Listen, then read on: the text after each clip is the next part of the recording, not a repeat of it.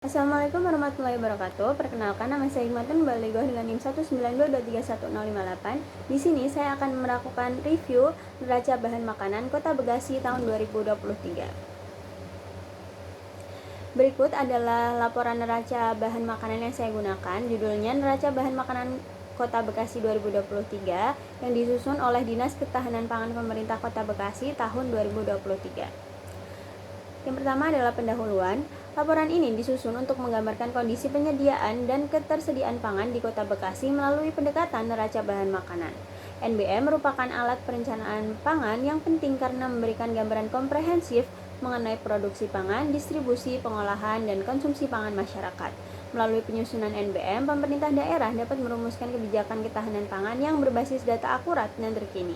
Latar belakang ini tercermin dari pernyataan tujuan dan ruang lingkup dokumen yang menjelaskan bahwa laporan digunakan sebagai bahan evaluasi penyediaan dan pemenuhan kebutuhan bahan pangan masyarakat Kota Bekasi.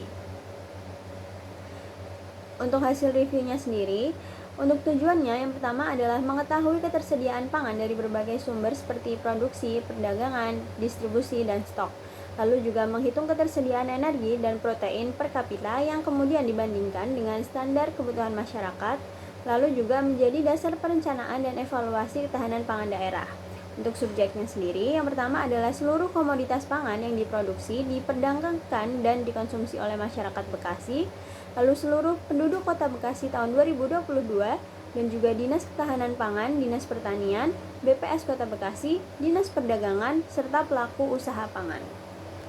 Untuk metode yang digunakan sendiri adalah metode penelitian. Dalam penyusunan NBM ini menggunakan pendekatan deskriptif dengan pemanfaatan data sekunder yang diperoleh dari berbagai instansi terkait.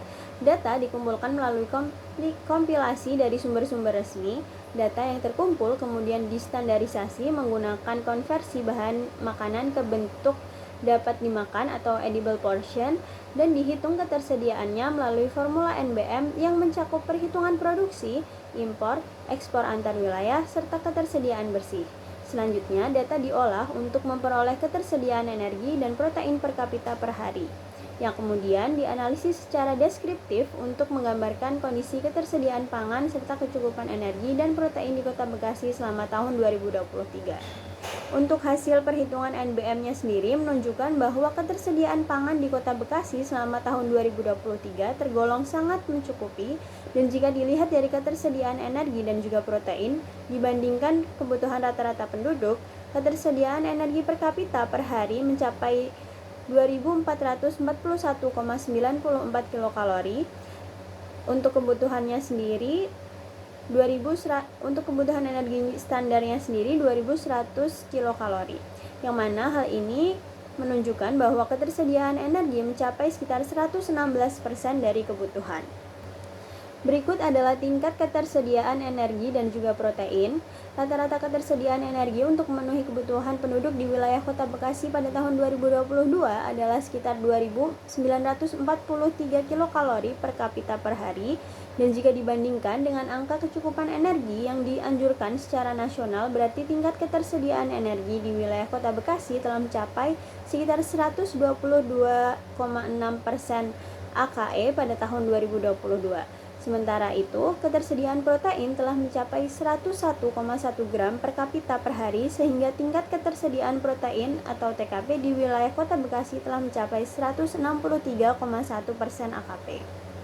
Berikut adalah skor PPH ketersediaan pangan Kota Bekasi. Berdasarkan tabel total konsumsi energi mencapai 2.943 kilokalori per kapita per hari atau 122,6% dari AKE, yang berarti pola konsumsi secara umum melebihi kebutuhan energi. Meskipun demikian, skor PPH total hanya 97,6 dari standar, yaitu 100. Menunjukkan bahwa pola konsumsi masyarakat belum sepenuhnya seimbang menurut komposisi ideal PPH. Kelompok pangan yang mendominasi konsumsi adalah padi-padian, yaitu sebesar 66,3% AKE, jauh lebih tinggi dibandingkan standar PPH, sehingga memberikan skor PPH penuh sebesar 25. Hal ini menggambarkan bahwa konsumsi sumber karbohidrat utama sangat tinggi. Dan secara keseluruhan, meskipun total energi konsumsi cukup tinggi, Variasi pangan dalam pola konsumsi ini belum optimal. Konsumsi sangat didominasi oleh padi-padian dan juga lemak, sementara sayur, buah, umbi, dan juga kacang-kacangan masih rendah. Hal ini menunjukkan pola makan yang kuantitasnya cukup tetapi kualitasnya belum sesuai prinsip keberagaman PPH. Untuk kelebihan dan juga kekurangan dari NBM ini sendiri, untuk kelebihannya yang pertama adalah menggunakan data resmi pemerintah sehingga valid untuk perencanaan daerah, lalu menyajikan gambaran menyeluruh tentang penyediaan pangan dari produksi hingga konsumsi, lalu dapat digunakan sebagai materi evaluasi ketahanan pangan karena memuat perbandingan antara ketersediaan dan kebutuhan. Lalu juga data mencakup banyak komoditas sehingga memberikan analisis yang cukup lengkap. Untuk kekurangannya, yang pertama adalah bergantung pada kualitas data sekunder, sehingga jika salah satu sumber data kurang akurat, maka hasil NBM dapat terjadi bias. Lalu tidak ada survei konsumsi langsung, sehingga pola konsumsi real masyarakat tidak dianalisis secara detail, lalu tidak mencantumkan metode statistik lanjutan, sehingga analisis masih bersifat deskriptif. Untuk cara meminimalisir error ini sendiri, yang pertama adalah memperkuat koordinasi antar instansi dalam penyediaan data agar tidak terjadi ketidaksinkronan, lalu juga melakukan verifikasi silang data dengan sumber alternatif, misalnya data pasar, asosiasi pangan, ataupun laporan produksi industri, menggunakan standar konversi yang sama dan juga konsisten setiap tahunnya, melakukan survei konsumsi pangan masyarakat jika memungkinkan agar data lebih representatif, dan juga melakukan pembaruan data secara berkala terutama untuk komoditas dengan fluktuasi yang tinggi seperti sayuran, ikan, dan hasil peternakan. Untuk validitas dan juga reliabilitasnya sendiri, untuk validitas laporan dapat dinilai cukup baik karena data digunakan berasal dari sumber-sumber resmi seperti BPS, Dinas Teknis Daerah, dan juga pedagang besar, grosir, dan juga eceran yang terlibat dalam rantai penyediaan pangan. Sumber data yang kredibel ini memberikan dasar yang kuat bagi validitas eksternal laporan. Metode penyusunan MBM juga mengikuti formula dan pedoman nasional yang baku sehingga mendukung validitas metodologis. Meskipun demikian, laporan tidak memaparkan adanya proses verifikasi silang, pengecekan konsistensi antar instansi, atau mekanisme penilaian kualitas data sehingga validitas internal tidak dapat dipastikan secara menyeluruh. Dan untuk reliabilitasnya sendiri, penyusunan NBM ini sebenarnya menggunakan metode perhitungan yang sudah baku dan juga dapat diulang, sehingga secara teori hasilnya akan tetap sama jika dihitung ulang dengan data yang sama.